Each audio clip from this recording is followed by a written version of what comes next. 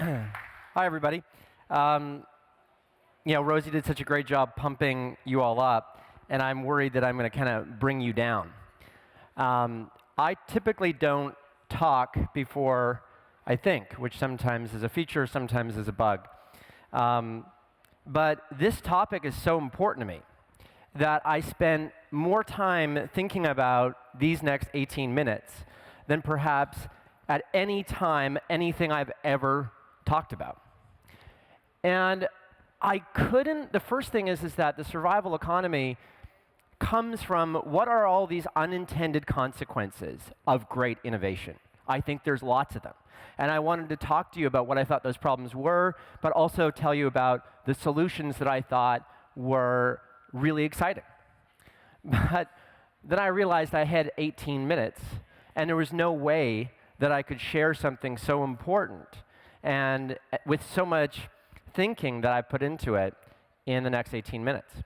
So I went searching for inspiration because the person that taught me more as a builder and as an inventor and as an investor about how to think about technology was actually one of technology's greatest cynics. And his name is Neil Postman. And I found him a few years after I started work. So I dropped out of 9th grade, and I started working full-time when I was 15. And I considered myself, and still do, consider myself a failure of the education system. So I went looking to find out why it was that I thought the system failed me. And here I found Postman. And Postman had been lecturing for years, and by the way, no offense to any academic in the room, but he's the most unacademic academic that you could possibly find. And I encourage you to read all of his books. But he was fundamentally asking a set of questions that he wanted us to ask of any new technology, right? I've been an evangelist of technology for the past 20 years.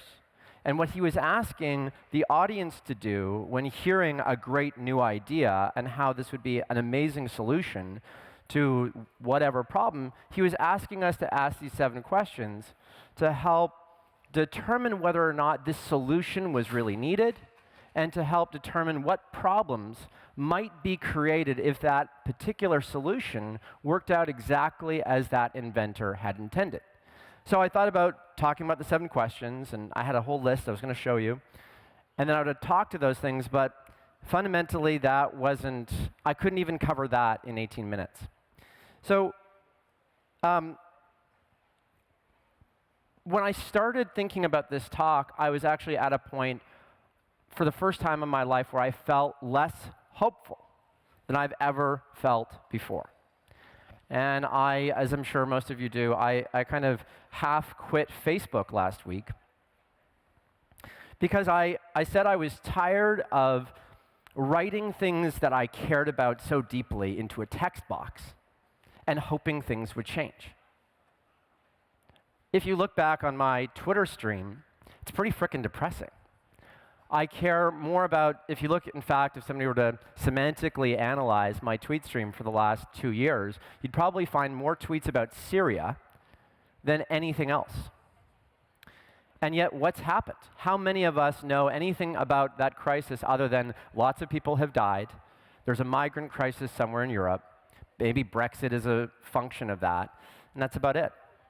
The best thing that's come from my tweeting about Syria is a campaign called Buy Pens, where a photo was taken of this man selling Bic pens on the street, carrying his sleeping son, because the only source of income to feed his family was selling ballpoint pens. And a photographer found this, and he tweeted about it, and a campaign came together, and we gave him more money than he could ever imagine. And for most people who care about Syria and who are deeply passionate people, job done. Moving off. Let's on to the next one. And it's that transientness that I think is problematic.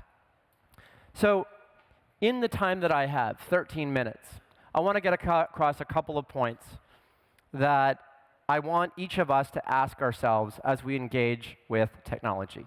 To be sure, again, I'm a technologist. I'm an investor in 40-plus companies. I'm excited about technology, but something is going off the rails. The same amazing technologies that brought us the revolution in the Middle East has now brought us Donald Trump.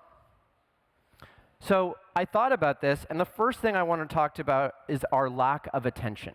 If anybody thinks that our attention individually is not on the decline at a precipitous rate, I'll never be able to convince you otherwise. But what of our attention? And it's actually this that Postman was talking first about technology, these moving images that assaulted the muscle of our brain to make our own informed, cognizant decisions. And through this overwhelming wash of information, instead of leaning in and engaging, we're now preferring to sit back and consume, letting other people tell us what to think. That's what I fear. The second thing is that technology companies, Twitter, Google, Facebook, YouTube, these same companies that actually sought the problem that they wanted to solve was to free information. And they've done it remarkably well.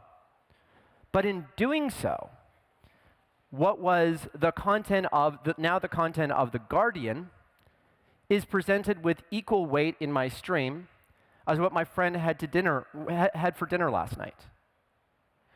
And so not only are we awash in information, but the very companies that sought to democratize the conversation by virtue of owning the aggregation and owning our attention have become media companies. The owners of media companies, traditionally, we knew what they stood for, that we knew what their biases were.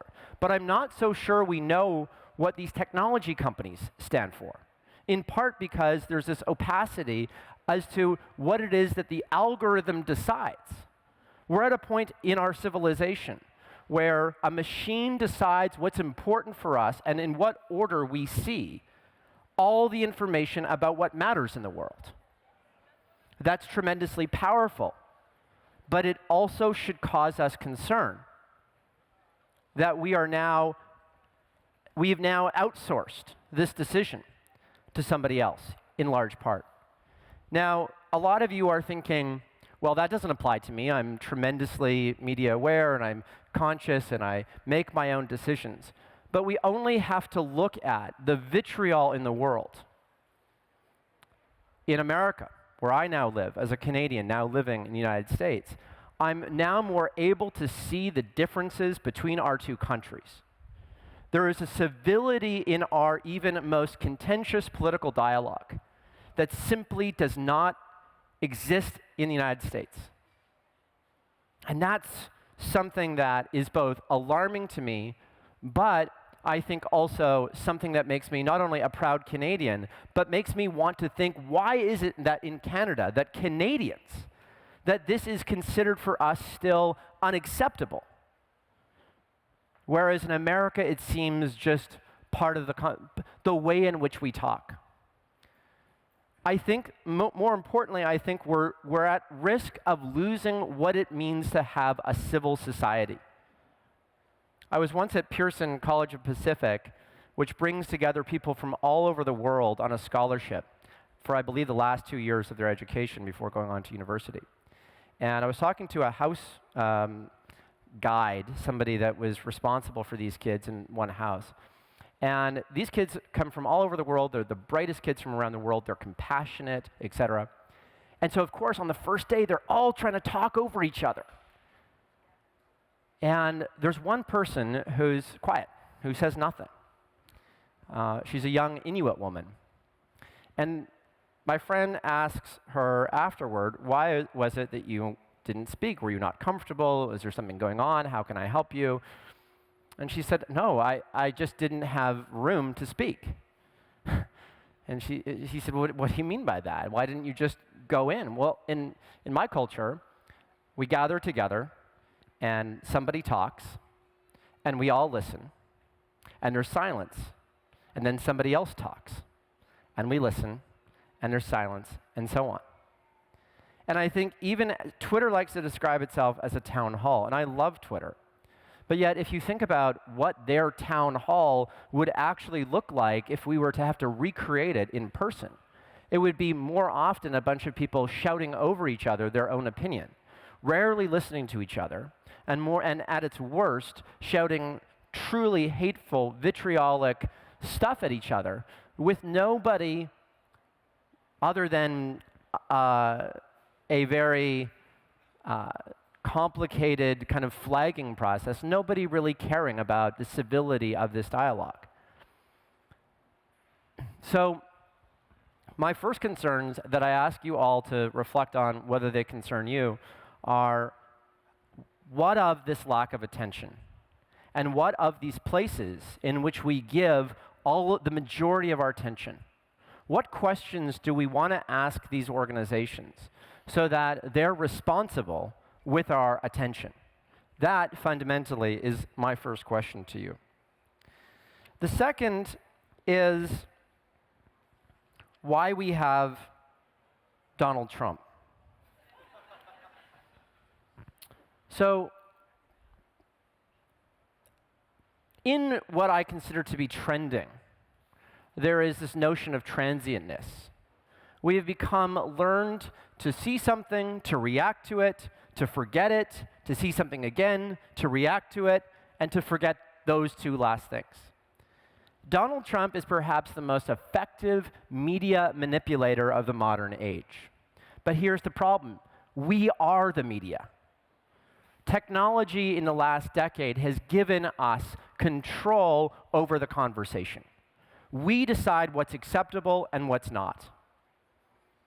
And so Donald Trump is not only cynically and smartly relying on our apathy, relying on our lack of memory, but also relying on the media institutions that we once rightly placed our trust in to be so desperate for ad dollars that they're willing to treat him as an entertainer versus as a potentially elected official and the leader of the free world. And part of that is that we've allowed debate and dialogue to be people shouting at each other. Postman cited as an example of this the presidential debates. Now, he died before the carnival that we now have. He was citing the Bush-Clinton debates of '96. And in it, he said, here's a job where we're electing the leader of the United States of America. And the debate format has a made-for-TV newscaster ask the first candidate, talk to me about the problems of the Middle East and your solution. You have 2 minutes, and sir, a minute for rebuttal. And he said at least the presidents should have pushed back on this and said, how dare you ask me to talk with such little information in such a short period of time about something so important? And yet they went along with it. He hearkened back to Abraham Lincoln's presidential debates, which took place over 7 debates, each one of them 3 hours, the format of which both candidates had an hour to speak, and they each alternated an hour rebuttal. And I love the brevity of information and our ability to process information at this lightning speed. But what are we losing? And what have we lost in this exchange? That's a question that I think would be helpful to each of us, even if just as consumers, let alone as investors or inventors or as builders, what have you. I think this is a question that needs to be asked. I have 3 minutes left, and I want to talk to you about my mom. When I was a kid, I stood outside the liquor stores in Victoria with my mom handing out leaflets about apartheid, and that what was going on in South Africa was abominable, it should be stopped, and the way to do that would be stop buying South African imported products. I was a kid, this is in the 80s. She handed out leaflets. There was no trending, there was no social media, and from my eyes, she was alone in this. There were other activists around the world, but they were small pockets of people. And those small pockets of people did more. They got a man out of prison. They ended the apartheid regime, and they helped elect him to become the president of South Africa. That was 20 years ago. I think my frustration and my despair is that I feel like our technology, it goes back to the Louis C.K. You know, it's this notion of we have this power. Why are we not using it? So I had this entire talk, and you know what? I threw it away last night. You know why I threw it away? Was because I sat in a tent for 3 hours yesterday listening to pitches. And I was incredibly inspired by the fact that so many of you are thinking about the businesses and the social organizations that you're trying to create to make an impact in the world. Not to get more gifts in front of people, but rather to improve food security. I heard 5 or 6 different companies talking about food security, and nothing makes me happier because that's one of the things I'm most passionate about. So I ask us all to think about, at a time in which we all collectively have the most power, what are you doing about it? That's my question for you all. And I want to say that every time I come back to Canada, I used to call myself jokingly a Canadian American. Perhaps I was a little bit more, opinionated, a little less reticent than I'm opinionated like an American, less reticent than a Canadian, joke. But now more than ever, I find myself so proud to be Canadian. And I think that we have a chance with this government to hold them to account, to be innovative, to be our leaders, and to be our protectors against this onslaught of shit, social shit. I have a minute left, that's all I can say. But I think one thing is, I consider myself a failure of the education system, and yet I hope that in Canada, we actually realize that what it means to be literate means to be asking Postman's 7 questions. And that we hope that we help the next generation. I care, frankly, less about STEM than I do teaching the next generation how to know what it means. Should I treat a tweet that's gone viral seriously? Should I react to that, or should I wait? Even that basic question is something that I think our schools need to be teaching in order to help us take advantage of this technology in meaningful ways. My promise to you is that if you care to make the world a better place, and especially if you care about doing that by being an entrepreneur, and it may not be that I can invest in you because your business may not ever be an investable business, but I promise you I will help anyone in this room and anyone that you introduce me to as best as I can to help them and to help you make the world a better place through technology. I think there's tremendous power in entrepreneurship. In fact, all the greatest things have come from entrepreneurs. But I ask us all to think about, what is the world that we want to leave? Thank you very much. I can be found at Tom Williams on Twitter, tom@bettercompany.co. Thank you. Wow.